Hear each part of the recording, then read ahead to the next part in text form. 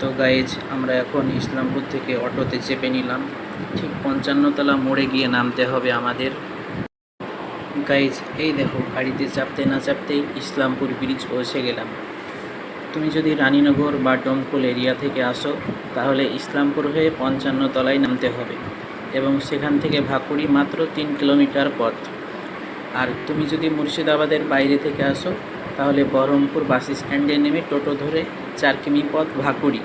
তোমাকে বলতে হবে ভাকুড়ি কৃষি ফার্ম যাব, আর সেখানে নেমে কৃষি ফার্মের ঠিক সামনের গলি দিয়ে মাত্র 100 মিটার হাঁটলেই পৌঁছে যাবে Al Alam mission Baharampur NEET campus. তো guys, as a alumni of Al Alam mission তোমাদেরকে আজকে দেখাবো ক্যাম্পাসে পার সাবজেক্ট টিচার ফ্যাসিলিটি কেমন রয়েছে, পড়াশোনার পরিবেশ থেকে শুরু করে খাওয়া দাওয়া, মিশনের ভেতর সবটাই। তো গাইজ চলো যাওয়া যাক, let's go. Hello guys, I am Asif Imon, alumni of Al Alam mission. আরো 2-3 লাইন পড়তে হবে।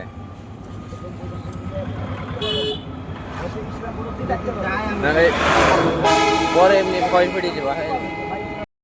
আমরা এখন বহরমপুর 55 তলা মোড়ে পৌঁছে গেলাম।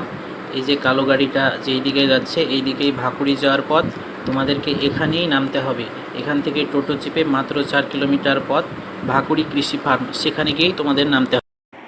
55 তলা মোড় থেকে টোটো ধরে আমরা চলে আসলাম ঠিক ভাকুড়ি কৃষি ফার্মের সামনে। কৃষি ফার্মের ঠিক অপোজিটের রাস্তাটা, অর্থাৎ এই যে দেখা যাচ্ছে গলির রাস্তাটা, এটা ধরে 100 মিটার পথ হাঁটলেই তোমরা পৌঁছে যাবে আল-আলাম মিশনের বহরমপুর নিট ক্যাম্পাসে। ফাইনালি আমরা পৌঁছে গেলাম বহরমপুর আল-আলাম মিশনের ঠিক সামনে। তো চলো দেখা যাক ভেতরে পড়াশোনার কেমন পরিবেশ রয়েছে। এটা ক্যাম্পাসের খেলার মাঠ, এখানেই গার্লস ক্যাম্পাস তৈরি হবে। আপাতত মেয়েরা ডে স্কলার হিসাবে বাইরে থেকে যাতায়াত করে পড়াশোনা করবে।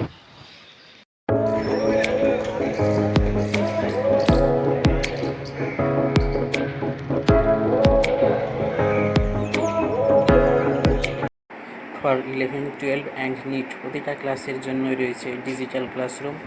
দেখতেই পাচ্ছ স্মার্ট বোর্ড লাগানো রয়েছে, তাতেই তোমাদের ক্লাসও হবে।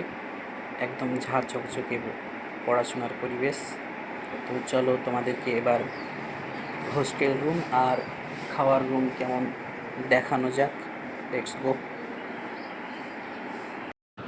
তো গাইজ চলো তোমাদেরকে দেখানো যাক ওপরের রুমগুলো কেমন। বাদিকটাই দেখা যাচ্ছে, এদিকেই রয়েছে নিট অ্যাসপিরেন্টসদের জন্য থাকার ঘর, আর সামনের ওই যে ঘরটা দেখা যাচ্ছে খোলা রয়েছে ওটা প্রেয়ার হল, এখানে মিশনের সব ছাত্ররা নামাজ পড়বে।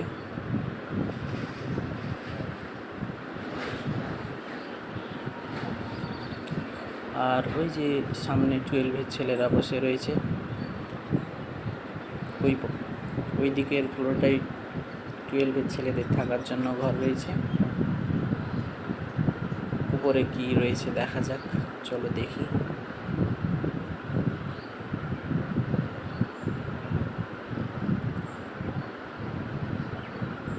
সব থেকে অ্যাট্রাকটিভ বিষয় হলো ছেলে মেয়ে একসঙ্গে ক্লাস হবে নিজের ছেলে মেয়েদের জন্য। আর এটা খাওয়া, এটা রান্নাঘর আর খাওয়ার রুম,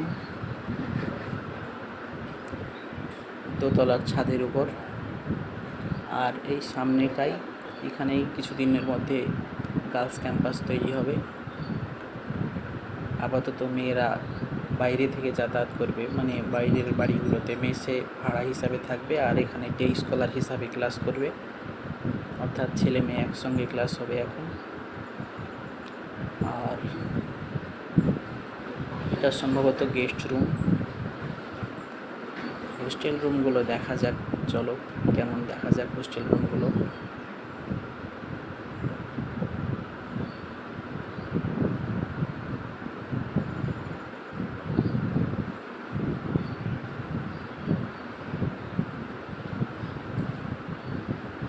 এটা ক্লাস 12-এর ছেলেদের জন্য থাকার রুম।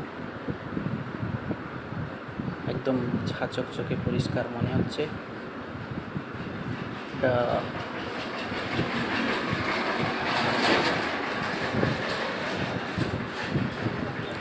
আর এখানে গাইজরা চিল করছে।